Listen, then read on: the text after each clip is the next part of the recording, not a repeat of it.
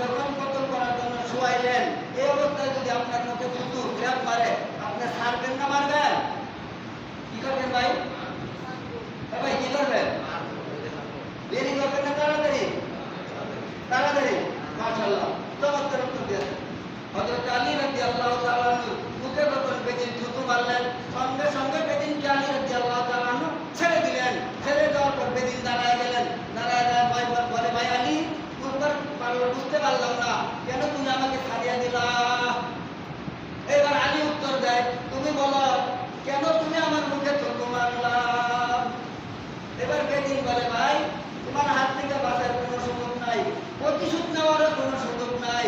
প্রতিশোধ নেওয়ার উদ্দেশ্যে শেষবারের মতো তোমার মুখে একটা থুতু মারলাম, এই উদ্দেশ্যে আমি থুতু মারলাম। তোমার হাত থেকে বাঁচার তো কোনো সুযোগই নাই, তো প্রতিশোধ নেওয়ার সুযোগ নাই, এই জন্য প্রতিশোধ নেওয়ার সুযোগ যেহেতু নাই, এই জন্য শেষবারের মতো একটা থুতু মারলাম।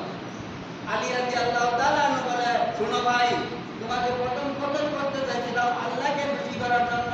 যখন তুমি আমার মুখে থুতু মারলা, তখন আমার মনের পরিবর্তন আইসে গেছে। আরে তুমি আমার মুখে থুতু মারছ, আর ছাড়ার সুযোগ নাই।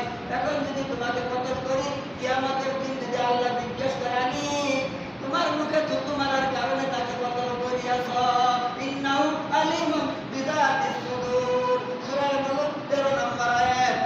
এখন আপনি কত দেখি, আপনার মুখে তো থুতু মারার কারণে যদি কতল করেন, এটা কি আল্লাহর জন্য হয়েছে ভাই?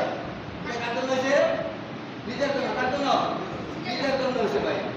এইবার দেখেন, তারা কতল করলেন আল্লাহকে খুশি করার জন্য, আর তুমি কতল করলা দেশ নেওয়ার জন্য, তুমি কতল করলা জমি নেওয়ার জন্য, তুমি কতল করলা ঘাস দেওয়ার জন্য। তোমারটা কতল করা কি আল্লাহর জন্য? কখনো তোমার কতল করা আল্লাহর জন্য হয় নাই। দেখেন, সাবজেক্টে কয়টা আল্লাহর জন্য আপনি করলেন? কুরবানি আল্লাহর জন্য হয় না, বেঁচে থাকা আল্লাহর জন্য হয় না, মরে যাওয়া আল্লাহর জন্য হয় না। আল্লাহ তাআলা এই চারটে কথাই চাইলেন, বলুন ইন্না নিশ্চয় অনুসুকি, আমার সালাত অনুসুকি ওয়া মাহইয়ায়া ওয়া মামাতি লিল্লাহি রাব্বিল আলামিন। আমার সালাত, আমার কুরবানি, আমার বেঁচে থাকা, আমার মরে যাওয়া লিল্লাহি রাব্বিল আলামিন, আল্লাহর জন্য।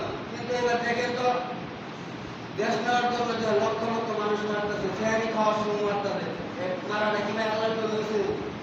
যে মারছে তাকে আল্লাহর জন্য হয় না, নিজের দেশ দখল করার জন্য হয়েছে।